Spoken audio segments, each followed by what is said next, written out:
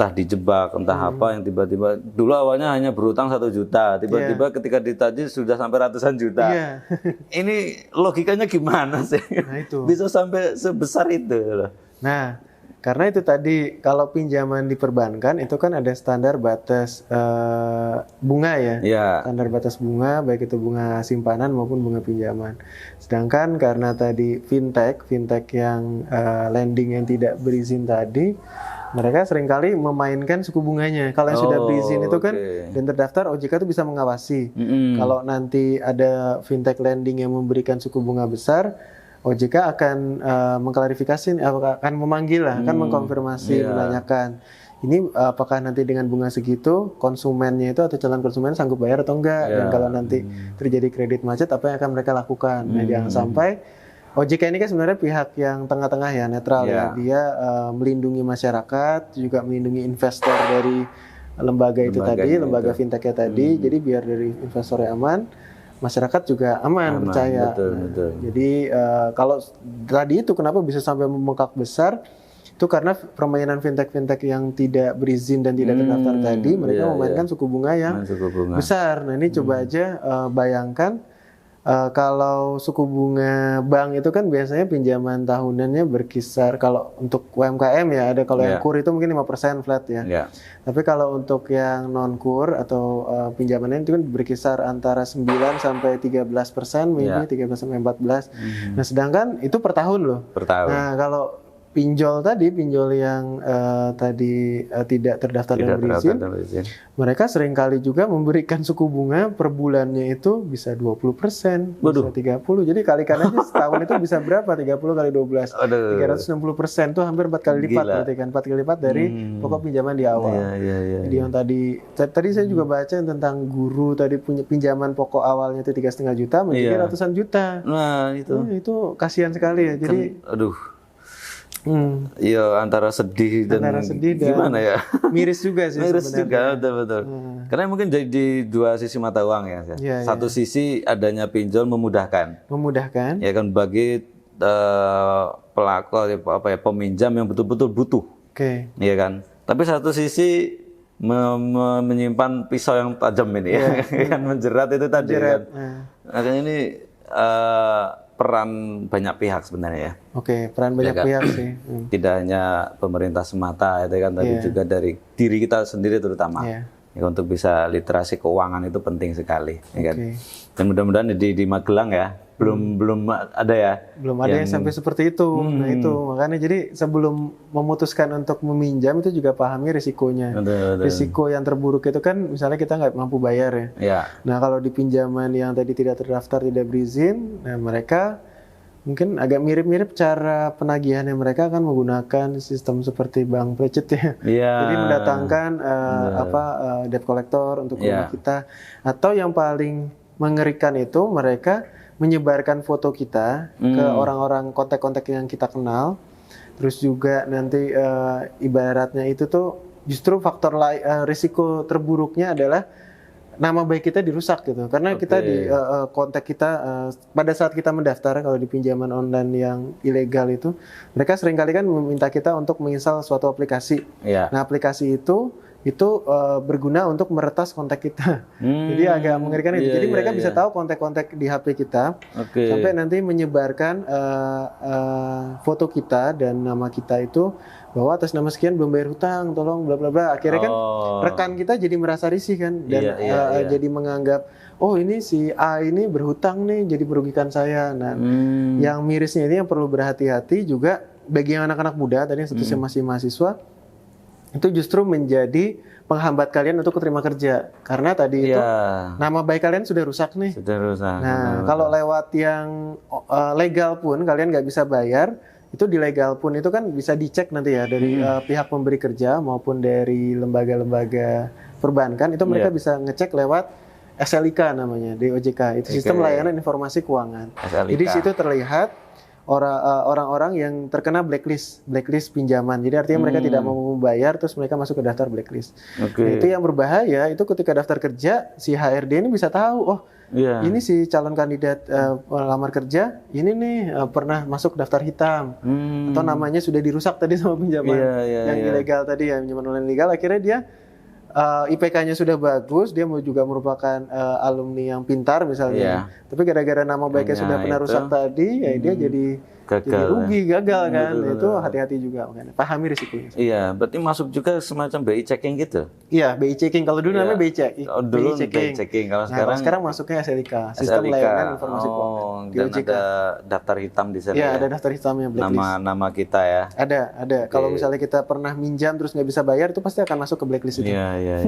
Atau sedang dalam proses berhutang. Iya, sedang dalam proses berhutang. Itu kena ya. Hati-hati betul teman-teman ya, ini resikonya luar biasa. Nah, tentu peran pemerintah juga penting ketika sampai pada penyebaran itu tadi, ya kan? Kemudian ketika mendaftar itu juga ada mengambil data-data pribadi kita, atau bahasa anak-anak zaman sekarang kebocoran data. Nah, sebenarnya itu bisa diantisipasi enggak sih kebocoran data atau semacam itu? Tentu pasti bisa sih. Jadi kita tidak hanya mengandalkan peran dari pemerintah saja. Kalau pemerintah itu kan fungsi pemerintah itu dia melakukan edukasi ya, dan juga mengontrol jangan sampai yang ilegal-ilegal tadi menjamur.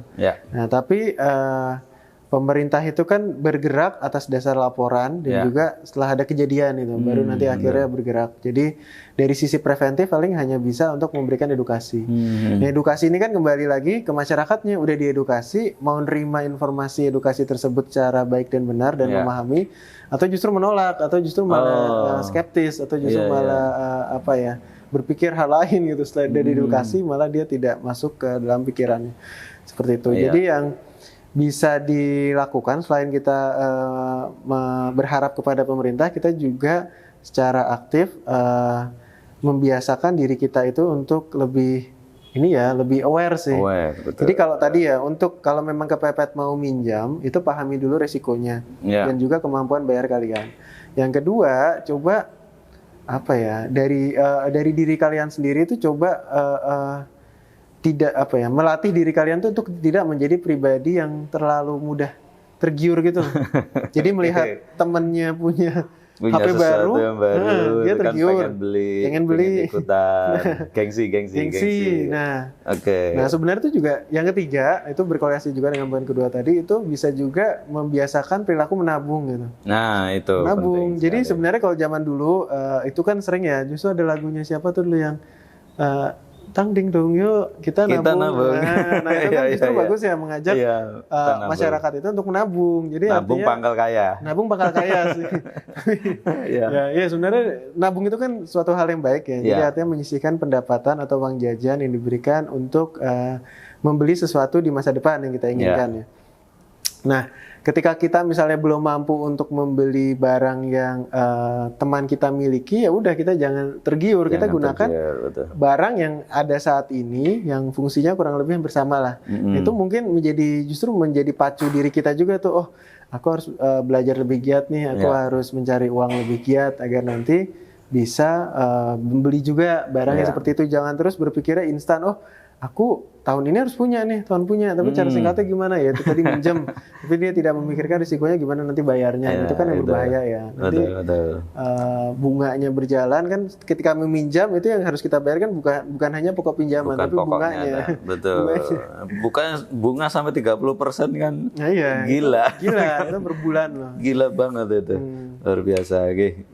Ini sebelum ngobrol lagi nih teman-teman di depan kita dan Mas Budi sudah ada beberapa produk. Nah ini sponsor kita ya teman-teman, ini dari Jaya Makmur atau rumah keripik punyanya Mbak Esti Widayati atau Bu Ete. Ini dari warga Kelurahan Sanden, Keramat Selatan, Kota Magelang. Ini produknya ada keripik paru daun singkong. Berarti ini khasnya Kota Magelang, Mas Budi. Ini daun paru. Daun singkong yang dicacah-cacah sepertinya ya. Kemudian dikasih tepung. Kemudian juga ada daun pegagan, ada juga pare, dan ini ada kentang Mustafa ya. Jadi ini sampel aja dari usaha dari milik Jaya Makmur dari Sanden. Jadi teman-teman kita sangat aware sekali dengan produk-produk UMKM, baik dari Kota Magelang maupun dari kota-kota yang lain, dan kita terbuka untuk mensupport program kita di Bincang Santai dengan menghadirkan produknya di sini. Ini bisa didapat di rumahnya beliau langsung di Kelurahan Sanden ya, di Jalan Jeruk Timur. Nah, nanti bisa ditampilkan di layar ya. Itu atau juga ada di toko-toko oleh-oleh atau pusat IKM yang ada di Kota Magelang maupun di kota-kota terdekat teman-teman semuanya.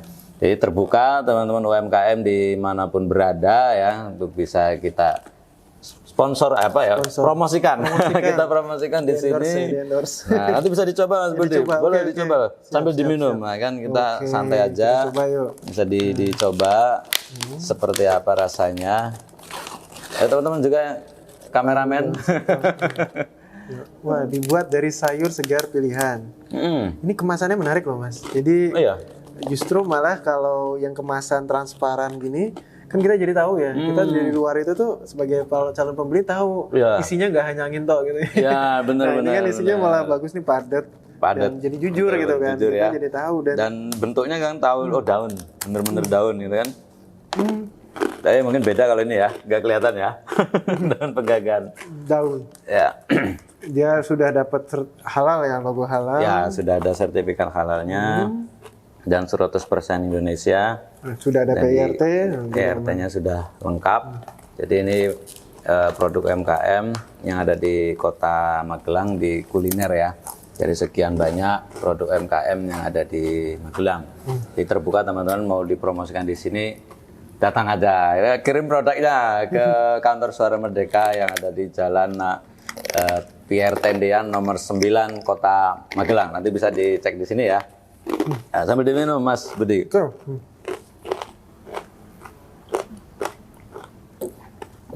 Mantap, enak ini. Ditunggu produk-produk yang lain ya. Banyak ya produknya nih. Ada keripik. Banyak. Ini apa nih Mas? Ini kentang. Namanya kentang Mustafa. Kentang Mustafa. Nah, boleh dicoba juga nih. Ini cocok dimakan pakai nasi ya. Kalau digado kayaknya kurang ya. Iya betul, ini harus ada nasi. Nggak kenyang kalau ini, kalau digado pakai ini nggak kenyang. Namanya kentang Mustafa, ya pedas manis. Sempat di-spill nggak Mas, harganya berapa satu produknya? Saya belum nanya ya harganya berapa ya. Aduh, saya lupa nih. Nanti bisa di update lah. Ditanya. Nanti saya tanyakan ke pemiliknya ini. Oke, Mas Budi, kita lanjutkan lagi untuk perbincangan kita yang terkait dengan pinjol ya. Ini barangkali juga tadi sudah disampaikan juga beberapa antisipasi ya dari Mas Budi, baik dari diri kita sendiri, kemudian juga peran pemerintah dan juga masyarakat bagaimana untuk mengantisipasi agar tidak terjerat dari pinjol ini ya. Pemerintah sendiri juga sudah melangkah ya, lewat Kementerian Kominfo akan menghapus atau apa ya istilahnya, membersihkan akun-akun pinjol ilegal. Nah itu yang menjadi sulit tuh, banyak juga nyata ditemukan server utamanya mereka di luar. Jadi di luar ketika negeri. Kominfo sudah ngeblokir, itu hanya ibaratnya daunnya ya, tapi akarnya itu dia bakal tumbuh lagi kemana-mana. Jadi sebenarnya memang sulit kejar-kejaran itu. Kominfo memblokir, nanti muncul website baru dengan pemilik yang sama mungkin ya, berafiliasi yang sama. Nanti diblokir lagi, muncul lagi, blokir lagi, muncul lagi. Jadi sebenarnya memang PR yang berat sih, susah. Jadi pemerintah sebenarnya sudah lewat Kominfo, sudah sejak lama itu ada Satgas Waspada Investasi, SWI dari OJK. Jadi memang mau nggak mau sebenarnya memang kesadaran masyarakatnya juga. Jadi memang, jadi seorang penjual itu kan tidak akan gencar memasarkan produknya jika tidak ada pasar, bener nggak? Iya, nah, ini betul, Indonesia betul. ini pasar yang menarik. Jadi kalau masyarakatnya nanti mulai sadar, terus nanti mulai aware, mereka mulai mengurangi setidaknya ya untuk mendapatkan uang instan. Nah, saya yakin sih nanti lama-lama juga si pihak pinjolnya juga akan ini sendiri kehilangan pasar, terus turun gitu. Atau mungkin satu sisi kita juga perlu menguatkan hal yang lain, contoh perbankan. Dan kita juga punya koperasi, ya kan? Inklusi keuangan. Inklusi keuangan, kan koperasi kan udah motonya kan soko guru, perekonomian bangsa, ya kan? Itu tetap juga harus dilakukan tentu ya, Mas. Tetap harus. Kan? Penguatan perbankan, bagaimana betul-betul menjangkau sekecil mungkin, ya kan? Mahasiswa yang belum bankable bagaimana caranya supaya bisa mengakses bank, gitu kan? Belum punya usaha bagaimana bisa mengakses bank atau koperasi, gitu kan? Perlu dikuatkan. Jadi percuma tadi ya kita menghapus akun-akun itu hanya daun ya. Iya, hanya daun. Akarnya masih kuat. Masih subur itu di luar negeri sana servernya. Betul. Tapi kalau dibandingkan luar negeri ini seberapa marak ya pinjol ini? Dan ya kalau kita melihat dari konteks negara ya, sebenarnya pinjol ini tuh memang tumbuh subur di negara-negara berkembang. Negara-negara berkembang ini kan tingkat pendapatan masyarakatnya masih didominasi oleh masyarakat yang sedang menuju ke atas gitu. Jadi menengah, pendapatan menengah. Menengah itu kan ada menengah ke atas, menengah ke bawah. Indonesia ini tuh pendapatannya menengah gitu. Dia yang menengah ke atas sama yang kaya, super kaya ke atasnya lagi itu masih belum banyak, didominasi oleh menengah gitu. Justru karena mereka itu tadi adanya teknologi, mereka juga bisa melihat sosok-sosok yang mereka idolakan di luar di negara maju. Oh, mereka berpakaiannya keren nih, HP-nya keren nih, mobilnya keren, motornya keren, pengen ikutan kayak gitu ya. Dan itu memang negara berkembang tuh biasanya memang masih banyak PR yang harus dikerjakan PR kesejahteraan, PR tadi kalau tentang gurunya masih banyak tadi guru honorer. Nah, terus guru juga ini miris banget. Iya, miris. Terus juga dari pendapatan masyarakat dan juga tadi gaya hidup. Jadi sebenarnya kalau istilah anak sekarang budget pas-pasan, jiwa sosialita. Jadi pengen begitu. Jadi ya gitulah. Kalau di negara maju mereka kalau negara maju itu kan mereka negara-negara yang memang edukasi atau literasi keuangan tadi sudah dipahami dan juga sudah dipraktekkan. Jadi mereka sudah biasakan menabung, saving their money, and then mereka pada satu kesempatan mereka akan menginvestasikan uang itu.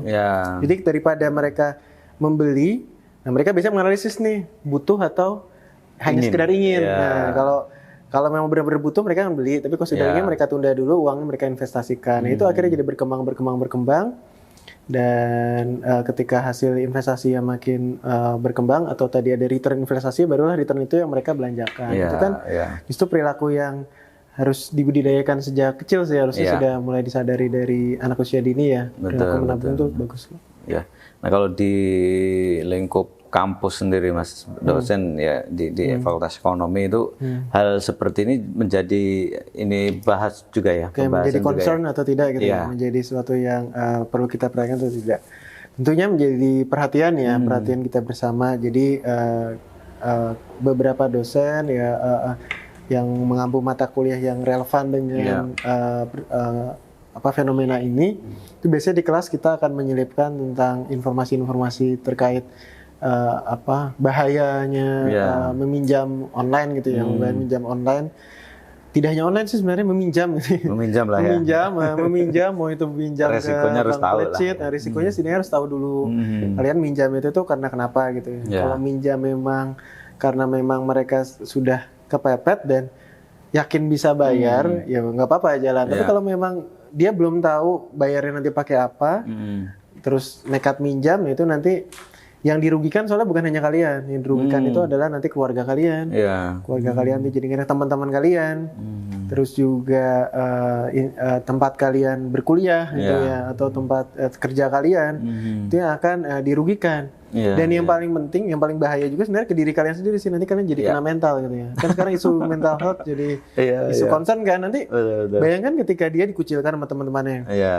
Karena tadi penagihnya tadi menyebarkan foto kita dan juga jumlah hutang kita ke teman-teman, kita kan jadi dikucilkan, dianggap tidak baik lah di mata teman-teman. Akhirnya kita jadi tidak punya teman, digunjingin dan diomongin tidak baik. Akhirnya kena mental. Jadi tadinya pengen mengikuti gaya hidup, akhirnya dia harus keluar biaya lagi untuk pengobatan depresi mental tadi dan mental tadi. Nah, jadi maksudnya kalau memang, jadi istilahnya apa ya? Kalau memang tidak ingin sakit, jangan menimbulkan penyakit baru gitu. Maksudnya, ya jadi semua tuh ada sebab akibatnya. Jadi berhati-hati. Terus yang kedua juga, sekarang nih, ya kalau saya lihat udah mulai orang-orang udah mulai aware sih, terutama mahasiswa ya. Jadi jangan sembarangan kita menyebarkan foto kita dengan KTP. Jadi kalau memang itu memang untuk keperluan tertentu, misalnya untuk melamar kerja ya, harus ada KTP dan juga diri kita. Nah, itu pastikan di sekitar foto kita yang di tubuh kita atau di sekitar KTP itu kita kasih watermark gitu, kita kasih tanda bahwa itu tuh untuk mendaftar apa gitu ya.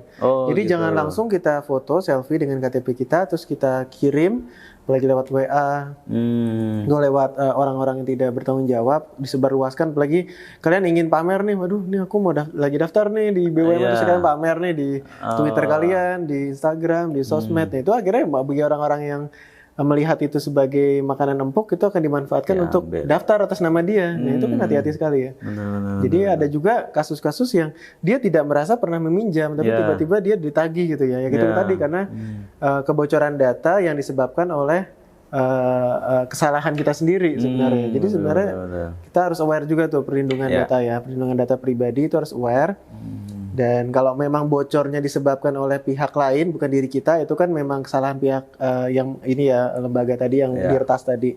Dan itu perlahan-lahan Indonesia kan sudah menuju, undang-undangnya sudah mau disahkan ya, undang-undang perlindungan data pribadi. Betul. Nah, saat ini kan sudah masuk prolegnas misalnya di DPR, sudah dibahas. Insya Allah mungkin tahun ini atau 2024 tuh undang-undang tersebut sudah ada. Nah, itu kita bisa merasa lebih aman gitu. Artinya pelaku-pelaku yang penyebaran kebocoran data, baik itu disengaja maupun tidak sengaja, itu akan ada sanksinya, sanksi pidana dari pemerintah gitu ya, dari lembaga-lembaga berwajib gitu.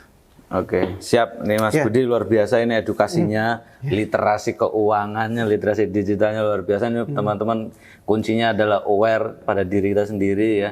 Berhati-hatilah meminjam ya. Kata kuncinya meminjam ya. Tidak hanya online, offline juga hati-hati karena emang ya siapa tahu kita tidak mampu membayar, ya akan kena juga ini kan.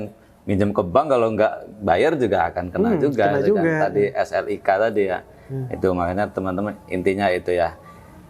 Cukup sekian nih teman-teman obrolan kita Mas Budi, itu kan luar biasa. Ini mudah-mudahan bisa menjadi inspirasi kita bersama. Sebelum saya akhiri, jangan lupa untuk like, komen, dan share untuk konten kita. Sebarluaskan inspirasi, edukasi di konten kita. Terima kasih. Assalamualaikum warahmatullahi wabarakatuh. Waalaikumsalam. Terima kasih Mas Budi, luar biasa.